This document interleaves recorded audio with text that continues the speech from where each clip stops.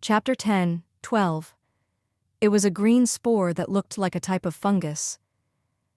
It looked very normal, but Wilbur was able to observe through his spirit energy that the green spore had a surprisingly strong life force and a strange energy.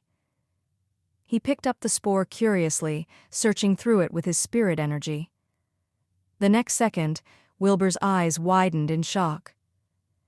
The life force within the green spore seemed similar to those in humans, and the energy it held was extremely special and mysterious. It was as if there was some form of life in it. Ryder walked over then. "Did you find something, sir?" "This plant's really interesting. It's got a strong life force and this weird energy in it," said Wilbur. Ryder took it from Wilbur, peering at it before saying, "I'll have it sent to Seachertown now for headquarters to run a research on it." Wilbur nodded, and Ryder put the green spore away. Wilbur looked over at Tony. "Our mission here is done, Secretary Howie. We'll be on our way now. Goodbye." "Oh, there's no rush for that. The trip here wasn't easy either, was it?"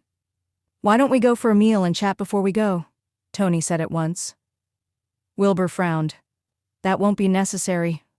We're all extremely busy people. I won't be in your way." He left with Ryder after that, driving off in their car. Tony frowned after them before turning back to the others. "I'll be of your way too then. Carry on with your work." He called the Special Forces captain over before glancing coldly at the still dazed members of Bassan's tribe. "Get them out of here. Arrest them if they try anything funny." "Yes, sir." Tony turned to leave with his mien after that. At the same time, over at a gigantic canyon deep in the mountain. The canyon was lined with green spores about half the height of an adult human being. It was unclear if they had been there for thousands or millions of years. All of a sudden, one of the spores split open. Out crawled a monster about a meter tall. The monster had completely green skin, 2 sharp ears, and 4 protruding interlocked fangs. Its body was short but muscular. The monster squinted around blearily before turning around to devour the green spore that it had come out of and letting out a satisfied burp. Just then, a stray deer trotted past. The green monster's eyes perked up. It picked up a rock, hurling it out with all his might. The deer collapsed to their ground, blood splattering and its remains littering the ground. The green monster let out an excited howl, pouncing forward. It crouched by the deer's carcass, feasting on the flesh. Right after that, several considerably large spores split open to reveal a few more green monsters. After the same initial confusion, they rushed toward the deer carcass as well, excitedly. Soon enough, however, they began to attack each other in an attempt to get more food, and a fight broke out.